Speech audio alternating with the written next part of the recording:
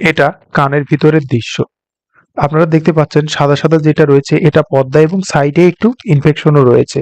Hello viewers, অনেকদিন video দেওয়া হয় না, তাই আজকে আপনাদের সামনে একটি পেশেন্টের বিষয়ে আলোচনা করব। পেশেন্টের যেটা ভিডিওতে দেখতে পাচ্ছেন সেটা হচ্ছে কানের ভিতরে এন্ডোস্কোপ মেশিনের মাধ্যমে কানের পর্দা দেখানো হচ্ছে।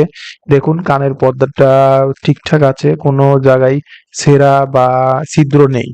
কানের এই সাইডে দেখুন একটু লাল লাল একটু দেখতে পাচ্ছেন, এইটা হচ্ছে ইনফেকশন হয়েছিল এই জায়গায়, অনেকটা রিপেয়ার হয়ে গেছে সেটা বোঝাচ্ছে। এবং কানের পর্দার পিছনে মনে হচ্ছে যে একটু সাদা সাদা রয়েছে। এটার কারণ ঠান্ডার কারণে এরকম হয়েছে। এটা একটু সময় দিলে পরে ওষুধ নিয়মিত খেলে কিছু নিয়ম কারণ মানলে এই সমস্যা ওনার ঠিক হয়ে যাবে। উনি মূলত আসছিল 7 দিন আগে তার কানে তীব্র ব্যথা নিয়ে এবং কান্দে পুষ পড়তেছিল। আসার পরে তাকে কিছু অ্যাডভাইস এবং সাথে মেডিসিন প্রেসক্রাইব করে দিই, সেগুলো সে ব্যবহার করার পরে 7 দিন পরে আমাকে ফলো আপ করার জন্য আসছে। এবং ফলো আপে দেখতে পাচ্ছেন যে আগের থেকে অনেক বেটার হয়েছে। কান্দে কোনো পুজ নেই, কোনো ভেজা নেই, কান একদম ঠিকঠাক আছে।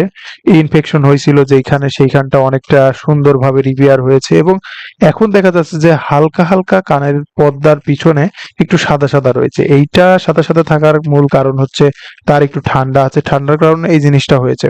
এটা ওষুধ আর কিছু নিয়ম কানুন মানলে ঠিক হয়ে যাবে।